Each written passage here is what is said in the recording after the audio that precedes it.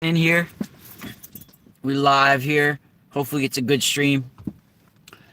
I'm doing a little pre episode right here, pre discussion real quick to talk about what we're going to be getting to later. Yesterday I couldn't go live on TFR or do my other show with Solaris. I was supposed to be a guest with Solaris later on. I was going through some food poisoning, a lot of sick stomach issues, a lot of nerves because I'm having some personal stuff going on right now where we're trying to get a new home and we're kind of staying with family and right now and it's a little rough. So I got a lot of stress going on right now and I had a little food poisoning I believe as well, but we're going to be going through a lot of changes everyone, and it's because the forces right now are intense, and I've learned a lot of interesting things that we're going to be discussing. And Earth is a very powerful place. So even though we have all of this negativity around, the interesting thing about our planet is that we have a realm of duality. If there's an extreme amount of intense negativity, then we have the capabilities to match that negativity with positivity and equal that power to be an equal amount of positivity, if not more, than the negative. There's a lot of interesting things that we need to go to, and a lot of with sacred spots and sacred areas on our planet. From what I understand, there is an interdimensional harvest going on for resources. It's not just happening on our realm. Multidimensionally, we're being harvested for resources, including its inhabitants. And things are converging on us, converging into this realm, even. And there's going to be a return of ancients that are being invoked through artificial intelligence and sacred ceremonies. They're being here to be invoked, and they're a lot of the dogmatic religions that are following this script of the end times are trying to claim that power for themselves. And it's up to us to take the power back and realize that we can harness just as much positivity as there is negativity on our planet. And it's very interesting to go into what's happening with the Tiber River. And we've done research on this to understand what took place at the Tiber River throughout time and why statues are being washed in the Tiber River and why all of these different statues are being put up by the Vatican, like Moloch and Pachamama, all of these statues. Now, when we go into the history of the Tiber River, we have histories of healing and plague. All right, there's ancient secrets regarding the Tiber River and Tiber Island. I don't know if anybody's knows too much about Tiber Island. This is the only island in the Tiber, and it's only about the length of a few football fields, probably about 300 to 350 yards that the Tiber River is. And there's many myths that go along with how this island was formed. I don't know who Florida. I don't know who that is. Too many other people. I information to cloud my own. So there's not too many other channels I research out there. Other people's work too much. A little bit here and there, but I try to stay from my own perspective of things so I don't get influenced by research. Ancient books from couple of hundred years ago or more, sometimes from the 1800s, just to see what their perspective is of certain sites before it was corrupted by modern day. A lot of times, the information we have now is way different than what people were seeing and witnessing a couple hundred years ago. So that's why I like to reference certain things that I'm receiving with older research like Herodotus and Pliny and Josephus and all of these other people to sort of find connections to what I'm finding out in modern day time. So when we look at the history of the Tiber River, we know that there has been ancient healing properties associated with that area, especially the ancient underworld god Dis and the goddess Proserpina, which is basically like Mary or Hecate or the Madonna or Isis or Minerva or Diana. All of these are pretty much the same, from the same being, the same group of gods. Or now, what's interesting with Tiber Island is that there's a lot of myth that goes along with how this island came about. Some say one of the last emperors, I think, that had Etruscan DNA. They say that they took all of his belongings, his wheat, his barge, everything, and sort of petrified there and became what is now the Tiber Island. There's also in the Strege underground, in the underground mist, the giant snake may have even petrified there and formed Tiber Island.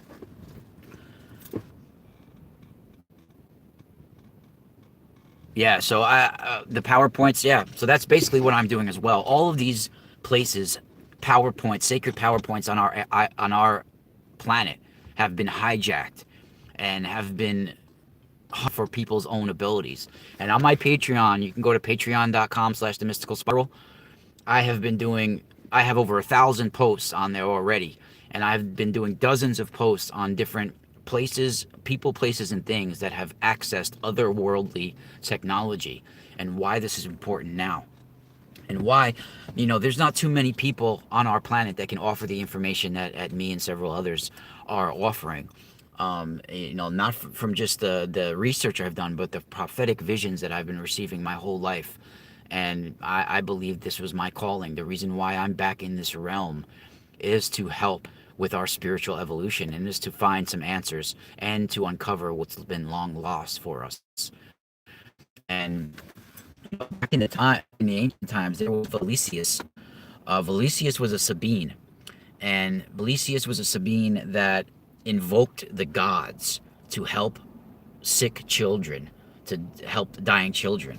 And he heard a voice along the Tiber River that told him to go down to the river to the Dispater. Dispater is the father of the underworld, Dis, and of Proserpina at Tarentum. And basically, to boil some of their Taranto is a place there where you can dig in the ground to temple. Yeah, well, we're coming. People in the chat room are talking. Yeah, we're coming to these times where we're coming up till the threshold of a new world rising, and it's up to us to harness that power that's here to bring us back to our spiritual evolution. Now, the Tiber Island is very important, and I think it's going to be accessed, if not already being accessed for this ancient information. There is an ancient temple of Asclepius, which is the son of Apollo and a mortal woman. Asclepius was a really known person, like a real person. He wasn't just a mythology, and he was a healer, and he had knowledge of resurrection of the dead and of plagues, and he had knowledge of the healing. And the Tiber Island, like most islands in Italy, were used for putting people that had plagues on it. It's a haunted island, and there was a special obelisk on that island. And obelisks have been used for all sorts of plasmic energy, beaming energy. It's caused people to go blind. It's caused people to heal. It's all sorts of things have happened from the miraculous power that can be accumulated and amplified and beamed through obelisks. And there was a special obelisk on Tiber Island. Now there's only a remnants of it in the museum at Naples, and I think another little piece in the museum in Munich. But hey, everybody. But we're going to be discussing this further tonight. This is very interesting information, and it goes along with what's happening in Rome and in Italy today. And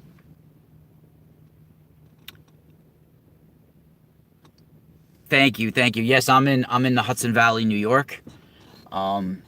Pretty much right on the Hudson River, and I'm really close to the Tappan Zee Bridge, not too far from the Tappan Zee Bridge, or Mario Cuomo Bridge now. But yeah, I grew up in New York. I lived in California for 2 years at one time, and I've traveled a little bit, but most of my life has been in the Hudson Valley, New York, in and around New York City. Now,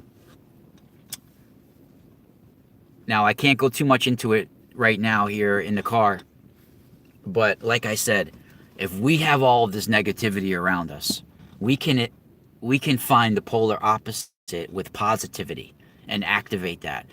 We're in a realm of equal duality. If there's a positive of something, there's a negative of something. If there's a negative of something, there's a positive of something. So if we have this extreme negativity on our planet, there's a polar opposite of positivity. What's up, Meg? on this planet as well, and we just need to harness that. And there's been all sorts of preparation by this artificial intelligence, this super intelligence that has been overlapping our realm and taking over our spiritual evolution, replacing our spiritual evolution. And it's a replication, like I've said before, of what we should be interfaced with. And there's countless mystics, sages, prophets over time that have been getting prophetic messages about this, even events that have taken place that is showing what's going to happen. In my opinion, there's going to come to a point where there's going to be much destruction. Wow, look at the full moon. That moon, ooh, talking to us. So there's going to come to a point where there's going to be so much destruction on this planet where the artificial intelligence is going to accelerate to the point where we can upload ourselves in. This is what is taking place, and in my opinion, there is going to be some sort of event where the mother goddess is going to show up, and it's going to be through technology, through the artificial intelligence, and it's going to show up to save us all and convert us all. So we need to be aware of when this takes place and not just bow down trembling uh, in front of what appears. There's going to be some sort of savior that takes place.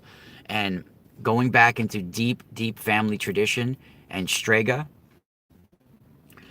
prophecy, they talk about how when the age of the son ends, it will be the rise of the age of the daughter. And what's the age of the son? To me, that's the age of Jesus, the age we're living in now, where the age of the son will end. There will be a rise of the age of the daughter. And during this time, there will be a woman that's 36 years old who will rise attached to it. And some say it will be a woman of 36 years old that will rise to power, or there will be a savior for us, and it will start a whole new world. And in my opinion, it's not the Summerland that everybody thinks. It's not going to be some sort of ecstasy unless we harness that power for it to be some sort of higher dimensional experience where we raise ourselves to a higher dimensional existence, where we're not in this realm of cursed and death and plague and destruction, where we bring ourselves back to a spiritual evolution and to where we need to get to on our planet. And like I said, if we can manifest and accumulate all of this negativity, then we can accumulate positivity to an equal, if not more, amount. And this is my goal to spread this and to the reason why I am so intense researching occult history, mythology, ancient history, prophecy, all of this stuff that I'm involved in is not because I love being immersed in the darkness of things. It's because we need to understand our past. We need to understand our past if we're going to even have a future. And understand there are barriers that we have around us, our past, present, and future, time in general. And time is the root of all evil. It's the reason why people are greedy. It's the reason why people are materialistic. It's because they're trying to beat time. They're trying to accumulate power before time is out. If there's no restriction of time, there's no greed. So we're going to be talking about certain areas, including the Tiber River, Tiber Island, later on tonight. I was sick last night. I wasn't feeling well. I couldn't go live with my shows. But I have a few people. There was like two people who put in purchases for crystals. I'm going to get to you guys tonight. I'll email you. And two people that put in for readings. I got back to one of them. There's one more. I think her name's Karen. Karen, I'll email you back tonight if you're listening. Jessica, also, we got to get in touch. There's a lot of things happening right now, and there's a lot of forces that are trying to prevent me from doing my work. And like I said, there's not too many people out there that can provide the kind of information that I can provide. And there's a reason why I'm still alive. I could have been dead a handful of times. And if I told you some of the stories of my 42 years in this realm, you guys, it would be hard to even swallow that I'm alive. And some of the things that I've been through and witnessed is there's got to be a reason why I'm still here. And I know that there's other people like there out me that are listening, other people that I'm friends with that have talk to, and I'm going to be changing a lot of my website, what I have available. I did readings for 20 something years for free until I feel like my abilities progress to the point where I can uh, really interpret things 90% correctly of what I'm seeing. And we're going to be going deep into what's happening on this planet and the various religions that are following a dogmatic script to bring about the end of the world, when really we're supposed to be transitioning to a spiritual evolution and back on our track. And all of this new agey stuff about soul contract removal, all of this stuff, you got to understand the reason why we're here is because of an ancestral debt, is because of some sort of events that took place within our where we're trying to heal past problems, past contracts that we made, past mistakes, when really you guys don't understand that we have an auric field of energy around us that's always renewing itself. There's no reason to worry about the past when all you need to do is let it go and realize by not making those mistakes again, you don't ever get there. That's the way to amend now to bring us back to a spiritual evolution collectively. And to bring things into an interesting perspective is many people think not one man, not one person can make a difference. Well, that brings us to Dr. Seuss, right? I was looking at Dr. Seuss with my daughter, and Horton Hears a Who. You have an elephant who has bigger ears than everybody else, right? And a speck of dust is flying by this elephant. He hears somebody calling out from the speck of dust. Now, all the other animals around, they're too small. Their ears are too small to hear this. But Horton hears it. Everybody in the neighborhood thinks this elephant is crazy. He's talking to a speck of dust. They're gossiping about him. They're telling him, oh, he's talking to invisible aliens, this and that. They're all talking to him. They're all making him look like an outsider because he's had this otherworldly experience. Come to find out, there is a little world that exists on this deck of on this speck of dust, with high technology, doctors, buildings, all of this stuff existing. And it took the voice of one little child on that speck of dust for the other animals to hear. And that one child, his belief, his energy, it can cause a chain of events for us all to collectively awaken to the truth.